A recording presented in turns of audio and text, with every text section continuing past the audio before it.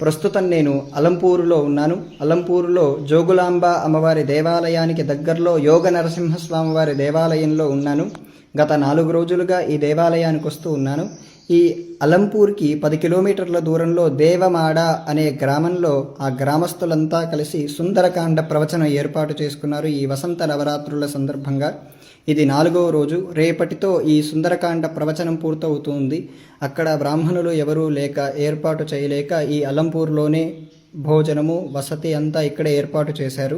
ప్రతిరోజు ఈ నరసింహస్వామిని దర్శనం చేసుకోవటం, 3 కాలాల్లో జోగులాంబని బాలబ్రహ్మేశ్వర స్వామి వారిని దర్శనం చేసుకోవటం, అనుష్ఠానం చేసుకోవటం, ఆ గ్రామాన్నంతా పరిశీలన చేసి చూడటం నాకు బాగా అద్భుతంగా నచ్చింది. నరసింహస్వామి వారి సన్నిధి ఇక్కడ మొదటగా మనకు గణపతి, ఆ పక్కనే అల్వార్లు, అలాగే ఇక్కడ పద్మనాభ స్వామి వారు ఉన్నట్టున్నారు. అలాగే ఇక్కడ అమ్మవారు లక్ష్మీదేవి. ఇది కనీసం 1000 సంవత్సరాల పైనే నిర్మింపబడిన దేవాలయం. ఈ దేవాలయంలో నాకు ఆశ్చర్యం అనిపించింది, ఇక్కడ లక్ష్మీదేవి కాకుండా ఇక్కడ మనకు నరసింహస్వామి కనపడతారు. నరసింహస్వామి పక్కన ఉండవలసిన వారు లక్ష్మీదేవి కదా, కానీ ఇక్కడ మనకు కాళీ అమ్మవారు కనపడుతున్నారు.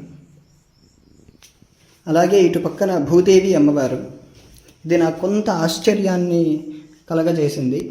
అలాగే ఇక్కడికి దగ్గరలో సూర్యాలయం కూడా ఉంది. ఆ సూర్యాలయం కూడా చూద్దాం. ఈ ఊర్లో ప్రతి ఆలయంలో హనుమంతుడి విగ్రహాన్ని చూడటం చాలా అద్భుతంగా అనిపించింది.